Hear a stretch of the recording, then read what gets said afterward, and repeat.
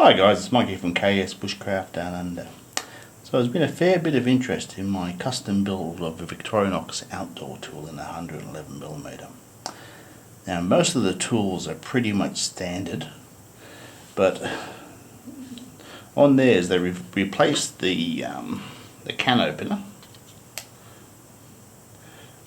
with a ream off a Pioneer or a Soldier. This is a brilliant tool, it really is.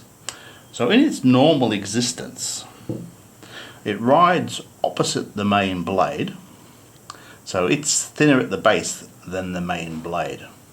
So this gives an opportunity to take up the distance with the keyring spacer. So on the Soldier, the keyring spacer didn't have a keyring, funnily enough. So on the this is one off a 91, so a smaller hole. You can see how it actually looks. Okay. So it's sitting in there, tucked in, and it's against the spacer plate. Okay. So when the blade actually closes, if I need to, I'll take some closer shots. It actually virtually parks on it or very close to it. Sorry, very close to it. Still a bit to give there. That's why the blade's angled off, and to get this tool in here. So that's pretty straightforward. So this is what it looks like side on. Okay. So this is a spacer out of a Soldier. There's the ream. So this is how it normally lays out. I can't put this under tension. So that gives you the idea of what it actually looks like in its normal operation. Okay, so it's a pretty close fit. Now on the outdoor tool, they've put this a spacer, and I assume it's one of these, between the ream and the body. Now it's obviously for two reasons. That's a scale from a 111, and here's a 93 laid over it. So there's a difference here.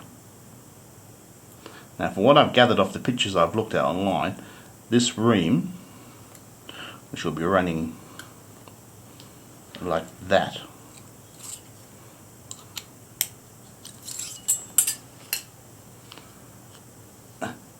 this edge is interfering with it. So that'll have to work out whether I have to tackle this back edge just a little bit, because I want to know how it's going to park when it's in this situation here.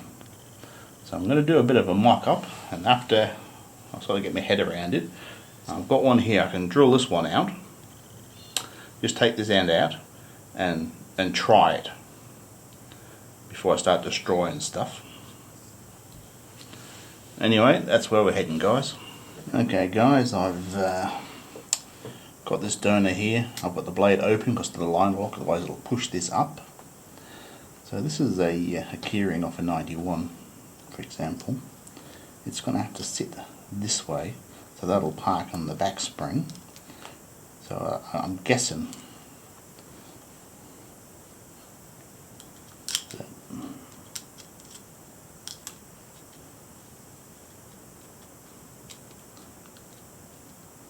that's right there like that. But the way they've set it up, it's on this side, so it'll be on top of the oil, so the oil will be underneath it. Then we're going to see how it parks and see what I have to do to make it work. Okay guys, I've got it in there. So for the benefits of the camera, I've bent this scale up and out of the way. I hope I don't need it later. Anyway, so it's in. It's on a bit of an angle, not exactly dead straight. It's certainly doing everything that I should. So next move is to get this keyring spacer locked in on top, and I'm hoping I've got just enough rivet left. I can do a hand peen and hold it all together. If I can't do that, I'll clamp it together with a set of vice grips, then I can check for interference and any other issues. But it misses the blade, it does everything it's supposed to. It's just this edge here, I think there's going to be a problem. Right, that was a bit of a battle getting that in. So what I've done, I'm just using the vice grips here. I've set tension as about, well, slightly more than you'd have on the knife, because I haven't got enough rivet to re-rivet. So I've got the spacer in. There it is on the back. I don't think I bent this out of scale to let the camera in before. So there it is there. So the point slightly downwards, probably not an uncomfortable thing to use. So there it is parking away, so you better get your thumbnail in there and get it out.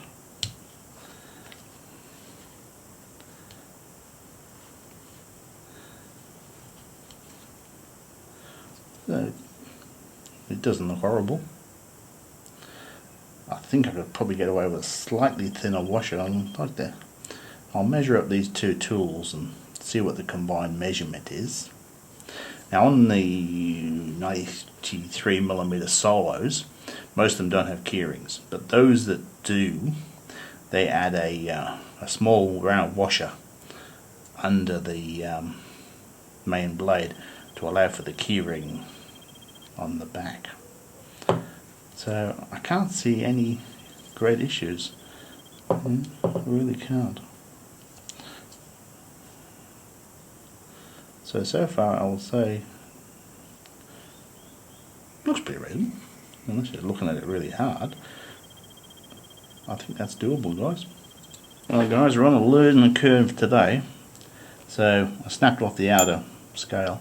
Now I've had a look at the image I've got, and whatever this spacer is, it's thinner on the picture than the outer scale that it's showing. And normally on these, the liner, not the scale, I should say the liner, is always thinner on the can opener side, unless they did something different for this custom build. Okay. So on this one, the can opener, and that is the same thickness as the cap lifter.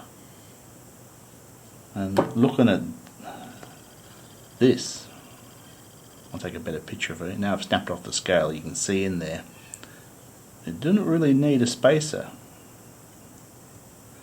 It's perfectly happy on its own. It's about the same thickness. The problem comes, I know why they've done it. So that's just sitting on the top. When you add this in without a spacer, it's a pretty mean fit, as it should be. So then you get interference with it. Yeah. Then you get interference. I'll just clamp this back together again.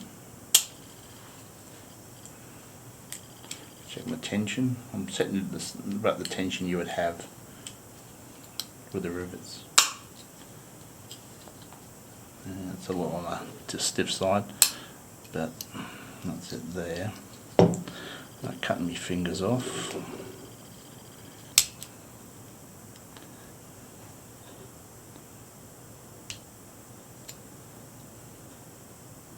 Yeah, there it is there. So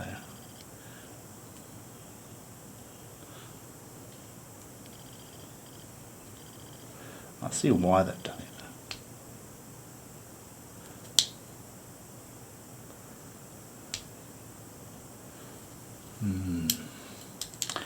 We're having a learning day today, guys. We really are. Right, guys. So I've just laid that over the top of that pinpoint. So that would be the worst case situation, up to the point where it's fully extended. So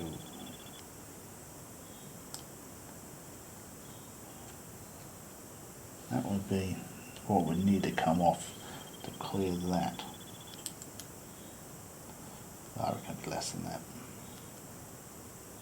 I really do. or tackle this point here. Just re-arc that down a little bit, and that will solve all the problems. I think that's the solution. Just take a few millimeters at a time until I get it happy. And so it just means the ream will be a bit narrower on the back. I think that's a better solution than the spacer or trimming this. Take some off the back.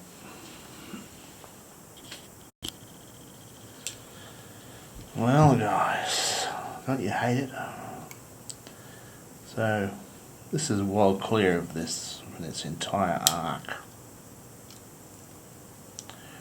Right up to about there, when it starts to press it out. The scale's toast now. Right there. So it's only this little back piece here. Now, if I trim that, that'll be the top scale.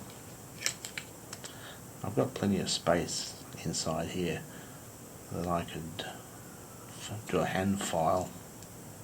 That way I'm keeping the full strength of the tool, which I prefer, and just lose some of this. If you can see what I'm saying. Oh, there it is there. I mean, it's fine, it's all sitting flat until I get to about there, and then it's pushing this gap out. It just looks ugly. It just looks ugly, but less ugly than that keychain spacer. Well, what a conundrum.